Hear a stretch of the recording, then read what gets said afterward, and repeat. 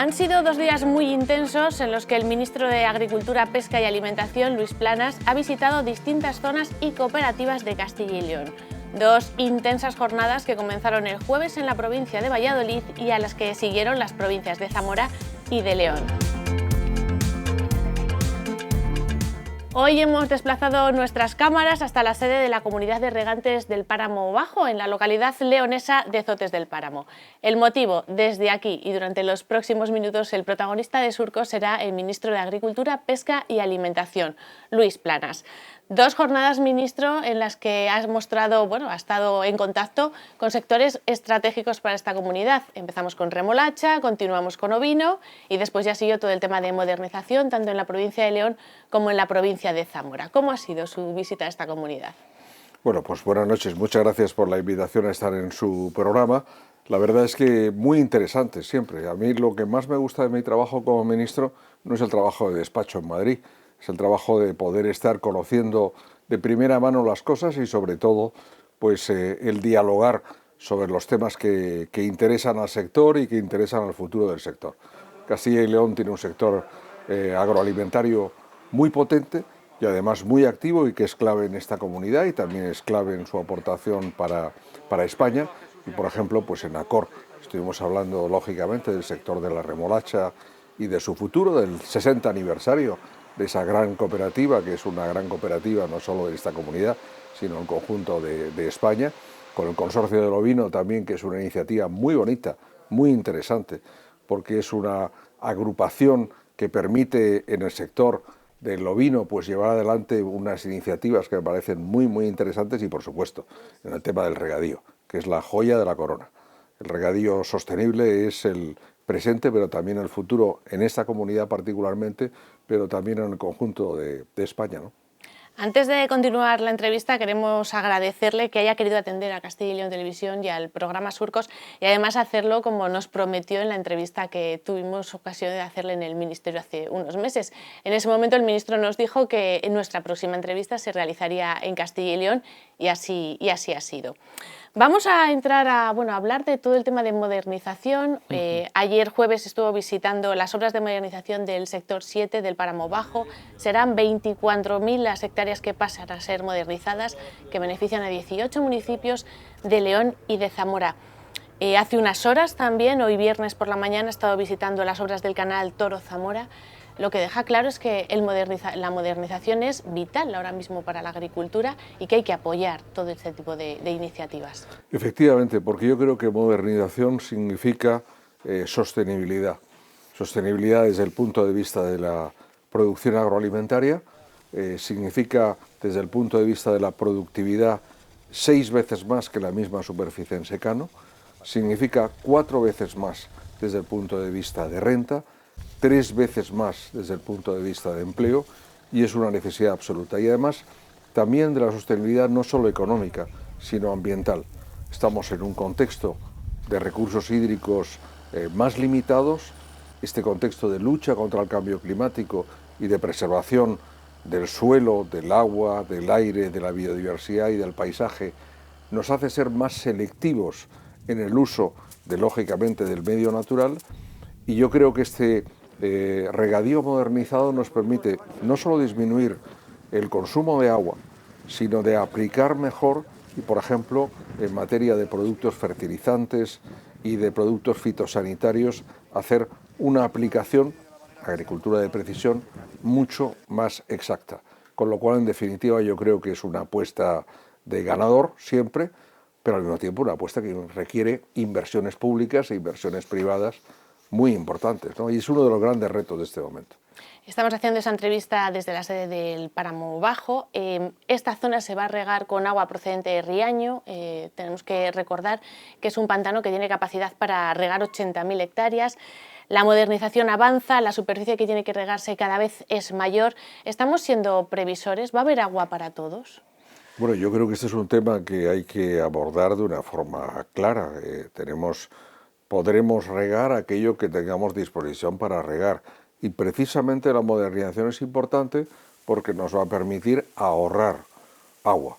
Y por tanto, la medida en que somos capaces de ahorrar agua significa que con el mismo caudal pues lógicamente podremos llegar a una mayor superficie, y al contrario, que podemos utilizar pues un menor consumo de agua por cada hectárea, lógicamente, a lo que se aplica. Y por tanto, esa es una ecuación que no diría que es una opción, como diría yo, de ningún tipo de política, sino es una realidad mismo que hay que podremos hacer lo que podemos hacer, y evidentemente vamos a hacerlo, ¿no?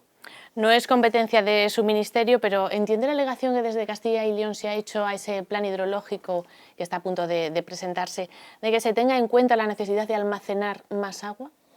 Bueno, yo creo que esta es una alegación y una visión que no solo se produce en esta comunidad autónoma, también se produce en otras comunidades autónomas.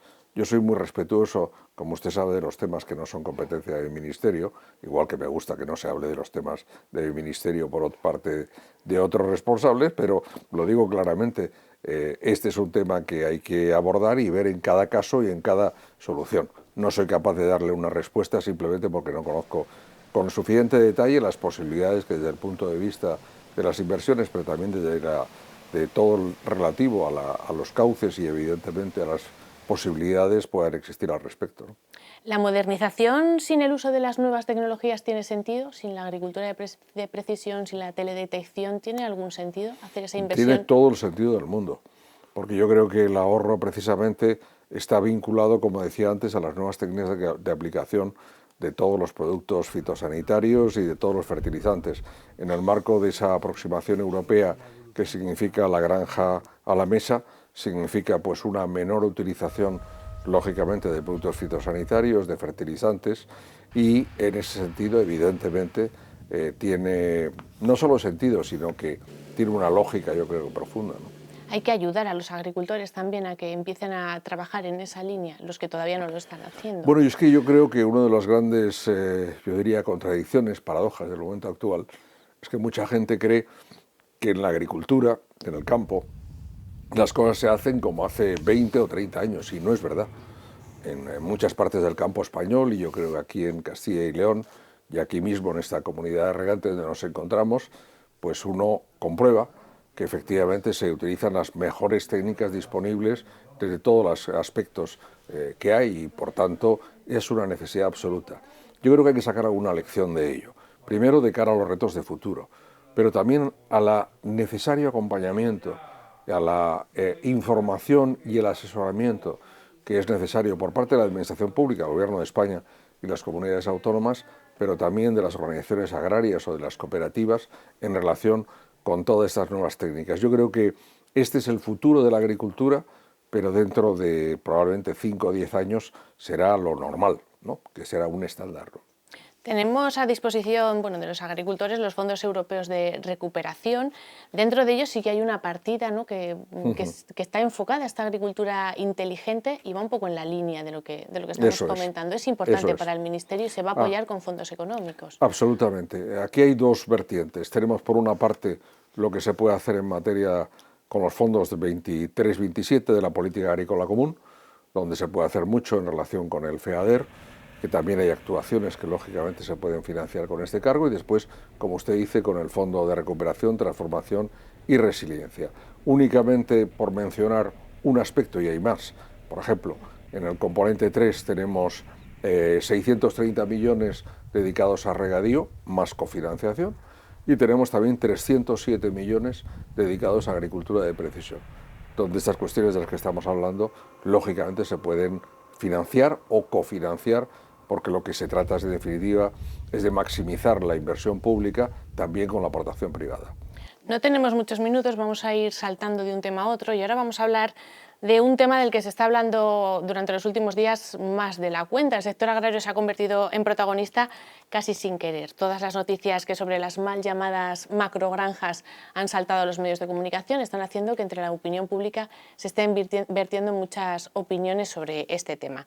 Mientras esto está ocurriendo, la realidad es que desde el Ministerio se está trabajando en un Real Decreto con el que se quiere regular la capacidad productiva del sector bovino. Recordamos que ya en el sector porcino ya lo tenemos. Esta es la realidad del sector. Se está trabajando para controlar el tamaño de las granjas y es lo que la sociedad tiene que saber. Sí, bueno, yo diría que el debate que se ha producido estos días, en términos generales, en la opinión pública y en los medios de comunicación, sinceramente, lo he dicho más ya en alguna ocasión, lo que más me preocupa es el desconocimiento en general del funcionamiento del sector primario en España y de cómo se producen muchas veces los alimentos, lo voy a decir así de claro, pero sobre todo del funcionamiento del sector. Este es un sector que, evidentemente, pues por ejemplo, en el tamaño que hablábamos de las granjas, tiene un tamaño medio que es muy inferior al de otros países de la Unión Europea. Hablando de varios sectores, pero sectores ganaderos, pues claramente Francia, Holanda o Dinamarca tienen granjas claramente de dimensión superior a la nuestra. Pero es que efectivamente, como usted muy bien decía, y se lo agradezco, hemos venido trabajando ya sobre esta materia, porque aquí hay dos cosas diferentes.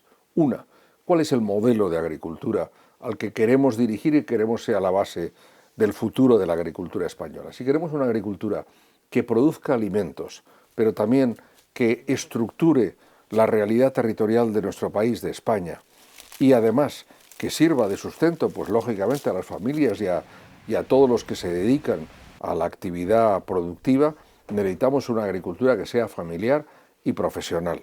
Y esa agricultura familiar y profesional significa que el tamaño de las explotaciones debe ser suficiente para producir un margen empresarial suficiente y un beneficio empresarial. Sin beneficio no hay actividad, sin rentabilidad no hay sostenibilidad posible, y por eso somos partidarios y hemos introducido lo referente al decreto en relación con la ordenación del sector porcino, febrero del año 2020, lo referente al sector avícola, en julio del año 2021, y ahora tenemos en exposición pública lo relativo al sector del vacuno. Esa es la parte de ordenación que yo diría productiva. Y después hay una segunda parte vinculada a esta, que es la parte de la sostenibilidad. La sostenibilidad significa que tanto la Organización del Estado, el Gobierno de España, establece una regulación general, pero después las comunidades autónomas pueden modalizar en el sentido de ampliar o restringir ese marco general.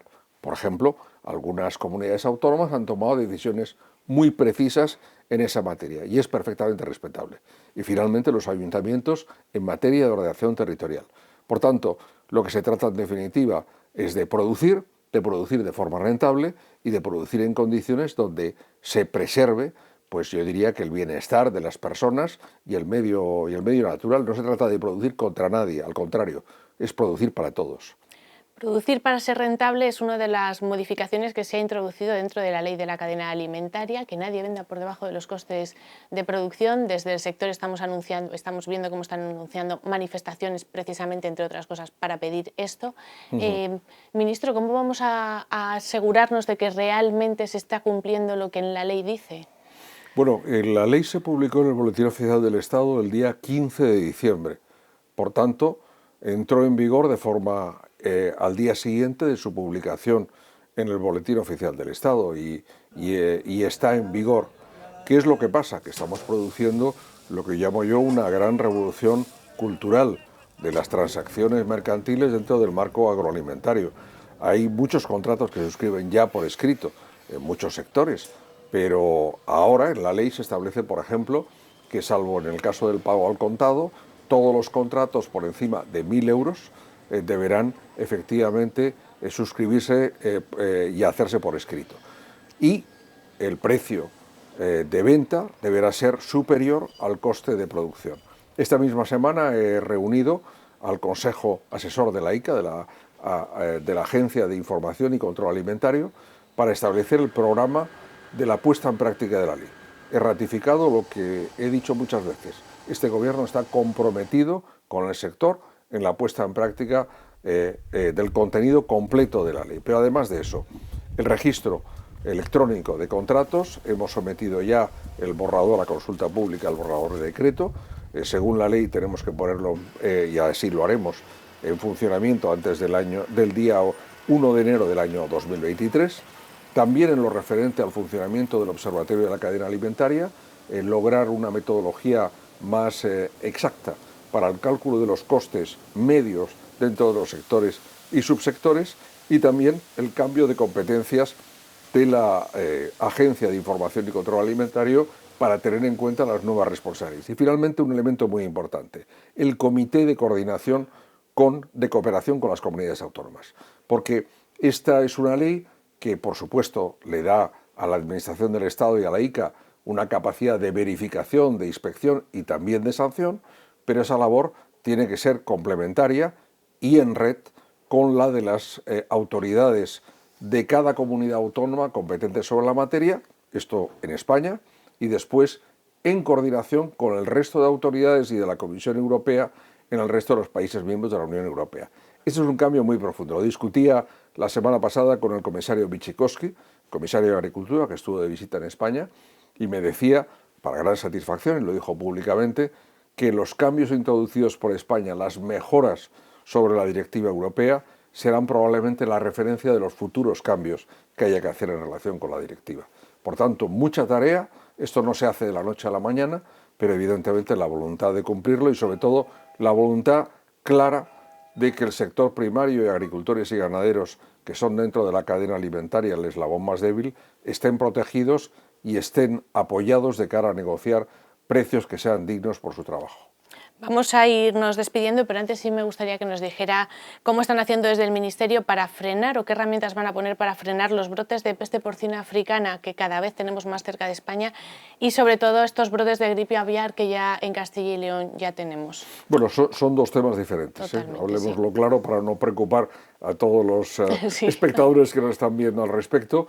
La peste porcina africana es un problema muy serio, con el cual ya conocemos en España, lo tuvimos en los años 80 hasta principios de los 90, fue una guerra de guerrillas, luchamos metro a metro para conseguir erradicarlo, lo conseguimos y precisamente por eso, por esa gran experiencia que tenemos en la materia, tenemos más conocimiento que muchos otros países europeos y sobre todo la voluntad de evitar que llegue a territorio nacional, que llegue a territorio de España.